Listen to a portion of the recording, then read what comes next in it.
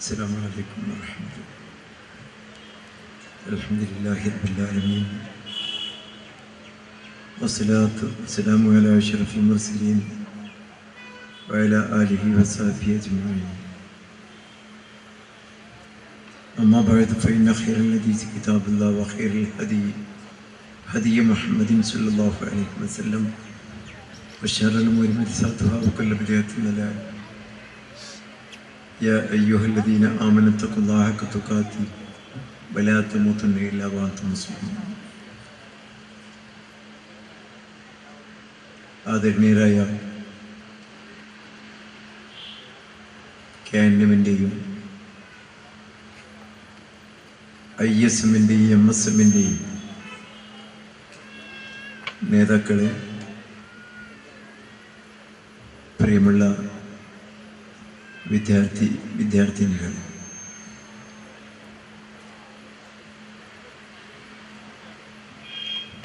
ഒരു ദീർഘമായ യാത്രയ്ക്ക് ശേഷം വളരെ ക്ഷീണിതനായും എല്ലാ അർത്ഥത്തിലും ഈ പരിപാടിയിൽ പങ്കെടുക്കുന്നതിന് ഉദരോടുകൂടെയാണ് യഥാർത്ഥത്തിൽ ഞാനിവിടെ എത്തിയത്. നിങ്ങളുടെ നേതാക്കളുടെ നിർബന്ധം പരിഗണിച്ചുകൊണ്ടാണ് വന്നു പോവുക എന്ന ബാധ്യത നിർവഹിക്കുക മാത്രമാണ് ഞാൻ ചെയ്യുന്നത്. ഇസ്ലാഹി പ്രസ്ഥാനം അതിൻ്റെ ദൗത്യ നിർവഹണം സമൂഹത്തിൻ്റെ എല്ലാ ഘടകങ്ങളിലും ഇന്ന് സജീവമാണ്. ദീർഘനാളായി ഈ ദൗത്യം നിർവഹിച്ചുകൊണ്ടിരിക്കുന്ന പ്രസ്ഥാനം അതിൻ്റെ ചരിത്രത്തിലെ എന്നും സ്മരിക്കേണ്ട, അല്ലാഹുവിൻ്റെ തൗഫീഖോടുകൂടെ നടപ്പിൽ വന്ന ഐക്യവും യോജിപ്പും ഇന്ന് ലോകമാകെ പ്രശംസിക്കപ്പെടുകയാണ്. വിദേശ രാജ്യങ്ങളിലെ നമ്മുടെ പ്രവാസികൾ, നമ്മുടെ പ്രവർത്തകന്മാർ എന്തൊരാവേശപൂർവമാണ് ഈ ഐക്യത്തെ സ്വാഗതം ചെയ്തതെന്ന് കഴിഞ്ഞ ഏതാനും മാസങ്ങളായി അവിടങ്ങളിലെ നമ്മുടെ പ്രവർത്തകന്മാരോടൊപ്പം ചെലവഴിക്കാൻ കഴിഞ്ഞ ചുരുക്കം സമയങ്ങളിൽ എനിക്ക് അനുഭവപ്പെട്ടു. അവരുടെ മനസ്സിൽ വളരെ ആദരവോടെ ബഹുമാനത്തോടു കൂടെ അവർ കാത്തു സൂക്ഷിക്കുന്ന ഈ ആദർശ പ്രസ്ഥാനം, അത് ഈ ഐക്യ പ്രഖ്യാപനത്തോടുകൂടെ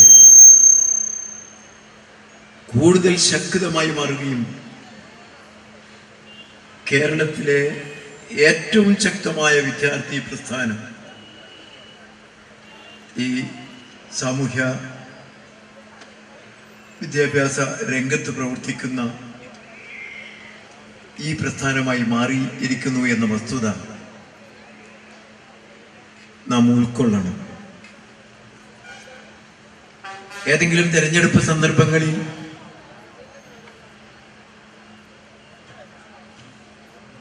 മാത്രം സജീവമാവുകയും നമ്മുടെ സംസ്കാരത്തെയും നമ്മുടെ മഹത്തായ വ്യക്തിത്വത്തെയുമെല്ലാം അപകടപ്പെടുത്തുന്ന, ചോദ്യം ചെയ്യുന്ന തരത്തിലുള്ള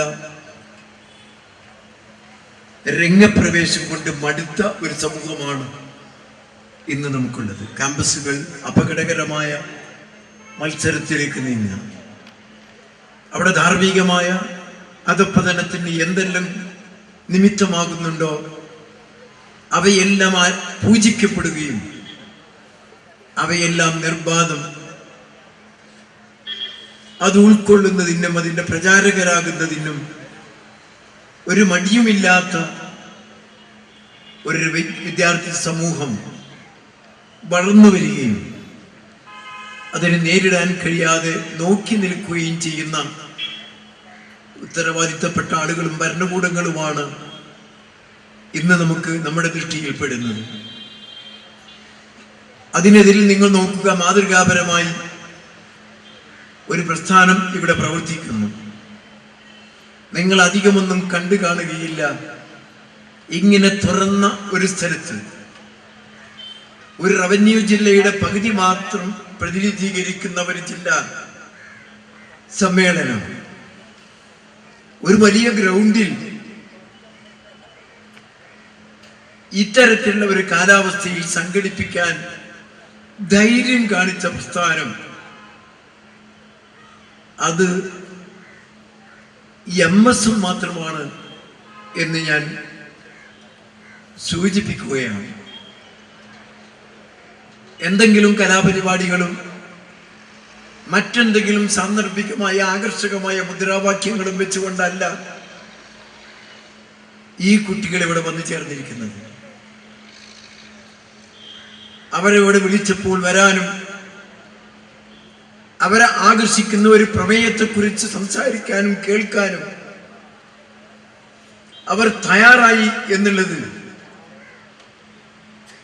മനുഷ്യരുടെ ഏത് ഘട്ടങ്ങളിലും, ചെറുപ്പക്കാർ, വിദ്യാർത്ഥികൾ, മുതിർന്നവർ, ഈ വിവിധ ഘട്ടങ്ങളിലും വിസ്മരിക്കാതെ ബഹുമാനിക്കുന്ന, ആദരപൂർവം കാത്തു സൂക്ഷിക്കുന്ന ധാർമ്മിക മൂല്യങ്ങൾ അത് പരിരക്ഷിക്കപ്പെടേണ്ടതുണ്ട് എന്ന ആശയത്തിന് ഇന്നും വിലയുണ്ട് എന്നാണ് നാം മനസ്സിലാക്കേണ്ടത്.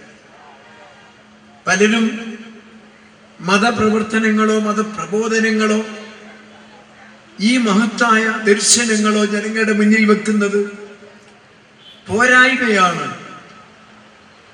അത് ആധുനിക ലോകത്തിന് യോജിച്ചതല്ല, അല്ലെങ്കിൽ ഈ സമൂഹത്തിൽ അത് എന്നെ ഇകഴ്ത്തുകയാണ് ചെയ്യുന്നത് എന്നൊക്കെ മനസ്സിൽ കാണുന്ന ജനങ്ങളുടെ മുന്നിൽ ഒരു വെല്ലുവിളിയായിട്ടാണ് നിൽക്കുന്നത്. എത്ര സജീവരായ ചെറുപ്പക്കാരെ, വിദ്യാർത്ഥികളെ ഒരു രാഷ്ട്രീയ യോഗവും രാഷ്ട്രീയ ലക്ഷ്യവുമില്ലാതെ, ഒരു ഭൗതികമായ ഒരു താല്പര്യങ്ങളുമില്ലാതെ മാനവികതയെ സംബന്ധിച്ച് പഠിക്കാനും മനസ്സിലാക്കാനും അത് ജനങ്ങളെ ധരിപ്പിക്കുവാനും വേണ്ടി ചേരുന്ന ഒരു സംഗമത്തിൽ ഇത്ര ആവേശത്തോടു കൂടെ ഒരു കൂട്ടായ്മ നിങ്ങൾക്ക് മറ്റെവിടെയെങ്കിലും കാണാൻ സാധിക്കും? എന്ത് മാനവികത! അത് വളരെ പഴഞ്ചനായ ഒരു ആശയമാണ്. എനിക്ക് ഇന്നിവിടെ ജീവിക്കണം, അത് ആസ്വദിക്കണം, അതിലപ്പുറമുള്ള ഒന്നിനും ഞാൻ തയ്യാറല്ല, ആ മത്സരത്തിലാണ് എന്റെ വിജയം നിൽക്കുന്നത് എന്ന് ധരിക്കുന്ന ഒരു യുവജനങ്ങളുടെ നടുവിൽ മാനവികതയെ സംബന്ധിച്ചും മനുഷ്യൻ ഒന്നായി കാണുകയും വളരെ പ്രവിശാലമായ ഒരു ആശയം ഉൾക്കൊണ്ടുകൊണ്ട് മഹത്തായ ഈ വിദ്യാർത്ഥി വിഭാഗം ഒരു സംഗമം സംഘടിപ്പിച്ചപ്പോൾ എന്നെ ആവേശഭരിതനാക്കുകയാണ്. ഇത്രയേറെ കുട്ടികളെ, ഇത്രയേറെ പ്രതിഭകളെ ഇവിടെ സംഘടിപ്പിക്കാനും അവരിവിടെ ആവേശത്തോടു കൂടെ വന്ന് ഇത് കാതോർക്കുവാനും അവർ തയ്യാറായല്ലോ എങ്കിൽ മുതിർന്നവർ ചിന്തിക്കേണ്ടത് ഈ തലമുറയിൽ നിന്ന് ധാർമ്മിക മൂല്യങ്ങൾ ഇല്ലാതായിട്ടില്ല, അത് ഉൾക്കൊള്ളാനുള്ള ആഗ്രഹങ്ങൾ ഇല്ലാതായിട്ടില്ല, അതിന് തയ്യാറാകുന്ന തലമുറ ഇവിടെ ഇല്ലാത്തവരവസ്ഥയില്ല. അത് തിരിച്ചറിയണമെന്നാണ് ആദ്യമായി എനിക്ക് പറയാനുള്ളത്. ഇവിടെ ധാർമ്മിക രംഗത്ത് ഇതൊരു മുസ്ലിം സമുദായത്തിന്റെ പ്രശ്നം മാത്രമല്ല. കള്ളു കുടിക്കരുത് എന്ന് പറയാൻ, ലഹരി സാധനങ്ങൾ ഉപയോഗിക്കരുതെന്ന് പറയാൻ ഏതെങ്കിലും ഒരു മതത്തെ മാത്രം കൂട്ടുപിടിക്കേണ്ടത് ആവശ്യമല്ല. ഇവിടെയുള്ള എല്ലാ ധാർമ്മിക പ്രസ്ഥാനങ്ങളും എല്ലാ മതങ്ങളും മദ്യപാനത്തെ, ലഹരിയെ ഏറ്റവും ശക്തമായി എതിർക്കുകയാണ്. എങ്കിൽ ആ കൂട്ടായ്മ സൃഷ്ടിക്കപ്പെടണം. അവിടെ ഒരു വിവേചനത്തിന്റെ ആവശ്യമില്ല. അതൊരു ബഹുജന മുന്നേറ്റമായി മാറണം. ഇന്നത്തെ അവസ്ഥ എന്താണെന്നറിയാമോ? ഈ സമൂഹത്തിൽ നിന്ന് ആ തിന്മ എടുത്തു മാറ്റാൻ ശ്രമിച്ച ആളുകളെ മുഴുവൻ അധികാരത്തിൽ നിന്ന് മാറ്റുകയും അത് വീണ്ടും ആ അവസരങ്ങൾ ഉണ്ടാക്കാൻ ഗൂഢമായി വാഗ്ദാനം ചെയ്യുകയും ചെയ്ത ഗൂഢാലോചനയാണ് ഇവിടെ രാഷ്ട്രീയ രംഗത്തും ഭരണരംഗത്തും നടന്നത്. ഇന്നിതാ അത് പുലർന്നു കാണുന്നു. എവിടെയെല്ലാം അതിന്റെ മാർഗങ്ങളെ നിരോധിക്കപ്പെട്ടോ തടഞ്ഞോ നിരുത്സാഹപ്പെടുത്തിയോ അവിടെയെല്ലാം വീണ്ടും ശക്തമായി ഇതിനുള്ള അവസരങ്ങൾ ഒരുക്കിക്കൊണ്ടിരിക്കുകയാണ്. ഏറ്റവും വികൃതമായ വിരോധാഭാസം, ലോകത്താരും കേൾക്കാത്ത, ആര് കേട്ടാലും ഏത് ബുദ്ധിജീവികളും ചിരിച്ചു പോകുന്ന ഒരാശയം നിങ്ങൾ നോക്കുക. പൊതുസമൂഹത്തിന്റെ നടുവിൽ, പൊതു ഗതാഗത മാർഗങ്ങളിൽ ഇതിനെ നിയന്ത്രിക്കണമെന്ന ആശയം വന്നപ്പോൾ എല്ലാവരും അതിനോട് യോജിച്ചു. ഈ ശക്തമായ വാഹന ഗതാഗതത്തിലുള്ള ഭീഷണികളും മനുഷ്യ ജീവൻ കുരുതി കൊടുക്കപ്പെടുന്ന സങ്കടകരമായ അവസ്ഥകളും അതിൽ അന്തം വിട്ടു നിൽക്കുന്ന സമൂഹത്തിന്റെ മുന്നിൽ ഏറ്റവും ചുരുങ്ങിയത് ദേശീയ പാതയോരത്തു നിന്നെങ്കിലും ഈ മദ്യപാനം അതിന് സുലഭമായ സാഹചര്യം ഉണ്ടാക്കുന്ന കടകൾ, അങ്ങനെയുള്ള അതിനുള്ള സൗകര്യങ്ങൾ എടുത്തു മാറ്റണമെന്ന് ഇവിടുത്തെ പരമോന്നത നീതിന്യായ വ്യവസ്ഥയിൽ കോടതികൾ നിർദ്ദേശിച്ചപ്പോൾ ഇവിടുത്തെ ഭരണകൂടം നാം വിശ്വാസമർപ്പിക്കുന്ന, നാം പ്രതീക്ഷ അർപ്പിക്കുന്ന, വമ്പിച്ച മാറ്റങ്ങൾ ഉണ്ടാകുമെന്ന് പ്രതീക്ഷിക്കുന്ന ഭരണകൂടങ്ങളിൽ നിന്ന് ഉണ്ടായ ഒരു അഭിപ്രായം നിങ്ങളൊന്ന് ശ്രദ്ധിച്ചു നോക്കുക.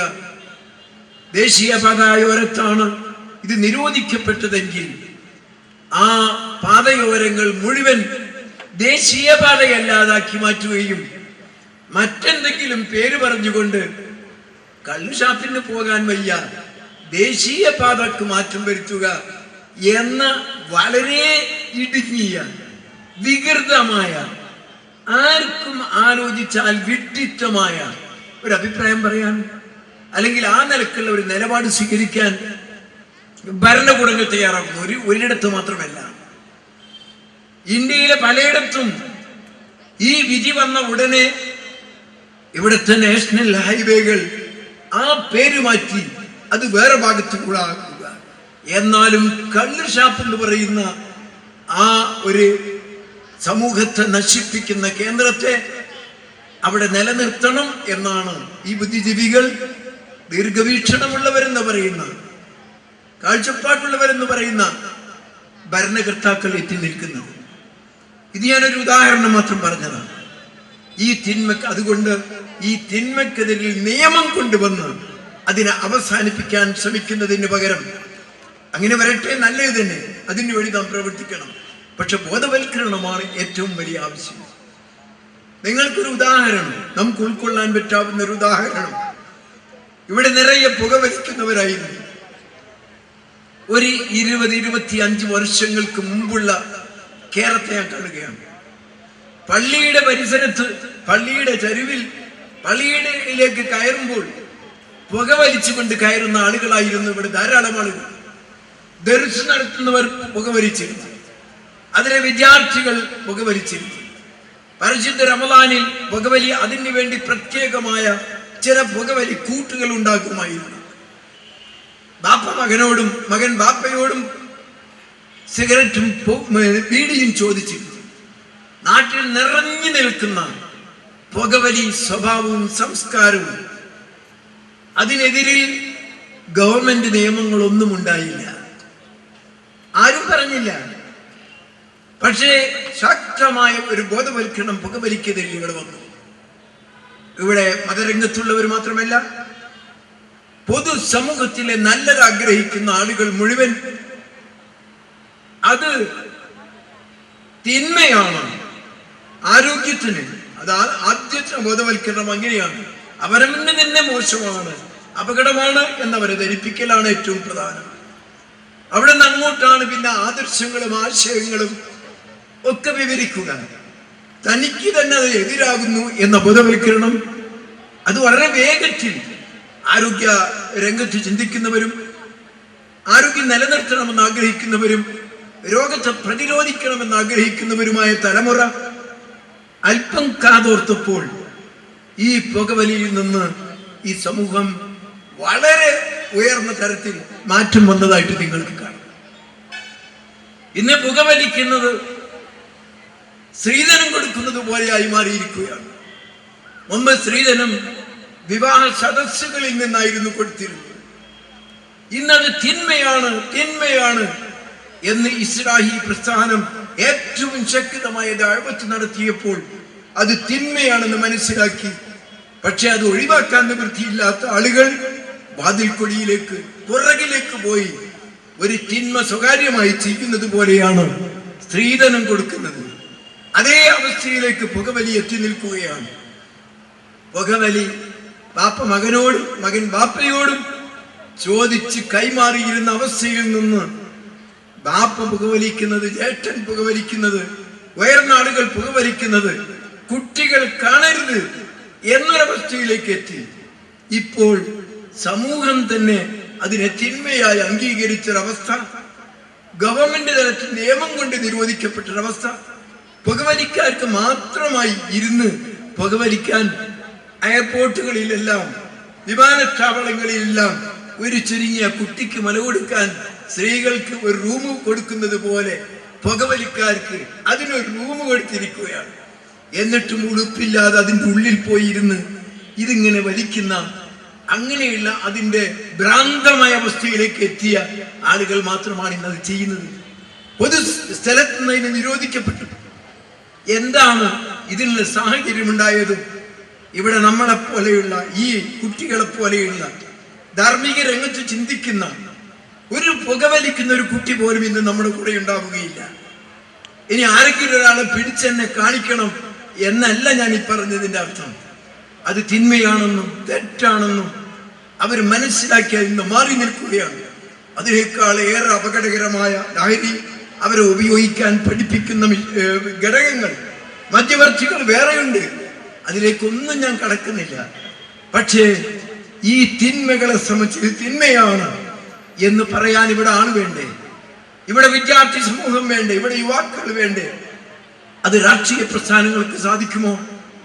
രാഷ്ട്രീയ പ്രസ്ഥാനങ്ങൾ ഈ മദ്യപാനികളെ ഉപദ്രവിക്കരുത്, അവർക്ക് പ്രോത്സാഹനം നൽകണം എന്നാണ് ഉള്ളിൽ ആഗ്രഹിക്കുന്നത് പലരും.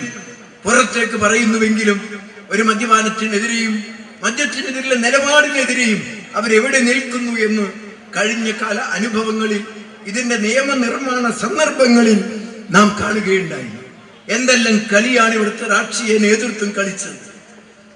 ഒറ്റ വാക്കിൽ ഞങ്ങൾ അതിനെ പിന്തുണക്കുന്നു എന്ന് പറഞ്ഞ് രംഗത്ത് വരേണ്ടതിന് പകരം എന്തെല്ലാം ഒലി നാടകങ്ങളാണ് മദ്യ നിരോധനത്തിനെതിരിൽ ഇവിടെ നടന്നത്. അതിനെ അടങ്ങാതെ എന്ത് നിയമനിർമ്മാണത്തിലൂടെ അതിനെ പുനഃസ്ഥാപിക്കാൻ ശ്രമിച്ചാലും ഈ സമൂഹത്തിന്റെ ചിന്ത മദ്യപാനം അപകടമാണ്, അത് പാപമാണ്, അത് വർജിക്കേണ്ടതാണ്, ഏറ്റവും കൊടിയ തിന്മയാണ് എന്ന ആശയം നിങ്ങൾ പറഞ്ഞുകൊണ്ടേയിരിക്കുക. നിങ്ങൾ ജനങ്ങൾ കൂടിയിടത്തെല്ലാം ഈ ദൗത്യം എത്തിക്കുക. അവരുടെ ചെവികളിൽ ഇത് അലക്കട്ടെ. അതിന്റെ തിന്മകളെ സംബന്ധിച്ച്, അതിന്റെ അപകടങ്ങളെ സംബന്ധിച്ച് ജനങ്ങളെ ധരിപ്പിക്കട്ടെ. അവർ ആരോഗ്യത്തെ ബാധിക്കുന്നത്, അവരുടെ സ്വഭാവത്തെ പോക്കുന്ന, അവരുടെ മനുഷ്യത്വത്തെ നശിപ്പിക്കുന്നത്, ഇതെല്ലാം ഇവരെ ധരിപ്പിക്കാൻ ഒരു പ്രസ്ഥാനം ഇവിടെ വേണ്ടേ? ഏതാണ് ആ പ്രസ്ഥാനം? രാഷ്ട്രീയ പാർട്ടികൾക്ക് ഇത് സാധിക്കുമോ? അവരുടെ വിദ്യാർത്ഥി വിഭാഗത്തിന് സാധിക്കുമോ? ഇല്ല. ഇവിടെ ഞാൻ അവസാനിപ്പിക്കുകയാണ്. ഈ ധാർമ്മിക മൂല്യങ്ങളെ സമൂഹത്തിൽ ഉറക്കെ പറയാൻ ശക്തമായ ഒരു വിദ്യാർത്ഥി പ്രസ്ഥാനം ഇവിടെ ഉണ്ടാകണം. മനുഷ്യനെ ഭൗതികമായ ആസ്വാദനങ്ങളിലെ മത്സരങ്ങൾക്കിടയിൽ നിന്ന് തെല്ലിട ചിന്തിക്കാൻ അവൻ അവസരം നൽകുന്ന സൃഷ്ടാവിലേക്കും മാർഗദർശനത്തിലേക്കും പ്രവാചകന്മാരുടെ മാർഗദർശനങ്ങളിലേക്കും അവരെ ചിന്തയെ പിടിച്ചു വലിക്കുന്ന തരത്തിലുള്ള ബോധവൽക്കരണം നടത്തുന്ന ഒരു പ്രസ്ഥാനം ഇവിടെ ആവശ്യമാണ്. ആ ആവശ്യം നിർവഹിക്കുകയാണ് ഈ മഹത്തായ MSM എന്ന് പറയുന്ന വിദ്യാർത്ഥി സമൂഹം. അവർക്ക് വേറെ താല്പര്യങ്ങളില്ല. ഇവിടെ ആര് ഭരിച്ചാലും അവർക്ക് പറയാനുള്ളത് അവർ പറയും. അവർക്ക് ഒരു ഏതെങ്കിലും നിലക്ക് എങ്ങനെയെങ്കിലും ഒരു ഭരണകൂടത്തെ സ്ഥാപിക്കണമെന്നോ തകർക്കണമെന്നോ അവർക്ക് താല്പര്യങ്ങളില്ല. ആ നിലക്കുള്ള ഭൗതിക മത്സരങ്ങളുമില്ല. എങ്കിൽ മനുഷ്യ സമൂഹത്തിന് നിങ്ങൾ ഉത്തമ സമൂഹമാണ്. കുന്തും ഖൈറ ഉമ്മ ഉഖ്രിജത് ലിന്നാസ്, ജനങ്ങൾക്ക് വേണ്ടി നിയോഗിക്കപ്പെട്ട ഒരു ഉത്തമ സമൂഹം. നോക്കുക നിങ്ങൾ ഖുർആനിന്റെ പ്രയോഗം. ഒരു ഉത്തമ സമുദായമാണ് നിങ്ങൾ. അവിടെ നന്മകളാണ് ഉണ്ടാകേണ്ടത്, അവിടെ തിന്മകളല്ല, അതിന്റെ വക്താക്കളല്ല. അവർ ജനങ്ങൾക്ക് വേണ്ടി നിലകൊള്ളുന്നവരായിരിക്കണം. ഇത് എവിടെയാണ് ഈ സന്ദേശം കേൾക്കുക? ഇവിടെ ജനങ്ങൾക്ക് വേണ്ടി, ഏതെങ്കിലും ഒരു കക്ഷിക്ക് വേണ്ടിയല്ല, ഏതെങ്കിലും ഒരു വിഭാഗത്തിന് വേണ്ടിയല്ല, കുടുംബത്തിന് വേണ്ടിയല്ല, സ്വന്തം താല്പര്യങ്ങൾക്ക് വേണ്ടിയല്ല. ഈ ഉണ്ടാകേണ്ടത് മനുഷ്യ സമൂഹത്തിന് വേണ്ടി നിലകൊള്ളുന്ന ഒരു വിഭാഗം ആളുകൾ. ആ ആളുകൾ ഉത്തമ പൗരന്മാരായിരിക്കണം, ഖൈറു ഉമ്മത്താവണം. അതാണ് നിങ്ങൾ എന്ന് വിശുദ്ധ ഖുർആൻ പറയുന്നു. ആ നിലക്ക് നന്മകൾ പറഞ്ഞുകൊണ്ടിരിക്കുകയും തിന്മകളെ അതിനെ സമൂഹത്തിന് ഇല്ലായ്മ ചെയ്യാനുള്ള ബോധവൽക്കരണം നടത്തിക്കൊണ്ടേയിരിക്കുകയും ചെയ്യുന്ന ഒരു പ്രസ്ഥാനം ഇവിടെ അനിവാര്യമാണ്. ആ പ്രസ്ഥാനത്തിന്റെ വിദ്യാർത്ഥി വിഭാഗമാണ് MSM. ഈ സൗത്ത് ജില്ലയുടെ, വെസ്റ്റ് ജില്ലയുടെ ഈ കുട്ടികൾ ഇവിടെ ഇന്ന് ഒരുമിച്ച് കൂടിയിരിക്കുകയാണ്. എനിക്ക് വളരെ സന്തോഷം തോന്നുന്നു. ഞാൻ അഭിമാനപൂർവ്വം ഈ സംഘടനയുടെ ഒരു പ്രവർത്തകൻ എന്നുള്ള നിലക്ക് അഭിമാനപൂർവ്വം അവരെ പ്രശംസിക്കുന്നു, അവർക്ക് വേണ്ടി പ്രാർത്ഥിക്കുന്നു. നിങ്ങൾ മനുഷ്യരൊന്നാണ്. നിങ്ങളെല്ലാം ഒരു മാതാവിന്റെയും പിതാവിന്റെയും മക്കളാണ്. ഇവിടെ ഒരു വിഭാഗീയതയുമില്ല എന്ന പരമോന്നതമായ മനുഷ്യ സമത്വത്തിന്റെ ആശയം സമൂഹത്തിന്റെ മുന്നിൽ പറഞ്ഞ് മാനവികതയിലേക്ക് ജനങ്ങളെ ക്ഷണിക്കുന്ന പ്രമേയം വെച്ചുകൊണ്ടുള്ള നിങ്ങളുടെ ഈ സംഗമത്തിന് എല്ലാ അർത്ഥത്തിലും അതിന് ഈ സംഘടനയുടെ നേതൃത്വത്തിന്റെ ആശീർവാദവും അതിന് പ്രോത്സാഹനവും നിങ്ങൾക്ക് വാഗ്ദാനം ചെയ്തുകൊണ്ട് ഈ സംഗമത്തിന്റെ ഔപചാരികമായ ഉദ്ഘാടന കർമ്മം നിർവഹിച്ചുകൊണ്ട് ഞാൻ എൻ്റെ വാക്കുകൾ അവസാനിപ്പിക്കുന്നു. അൽഹംദുലില്ലാഹി റബ്ബിൽ ആലമീൻ. അസ്സലാമു അലൈക്കും വറഹ്മത്തുള്ളാഹി വബറകാതുഹു.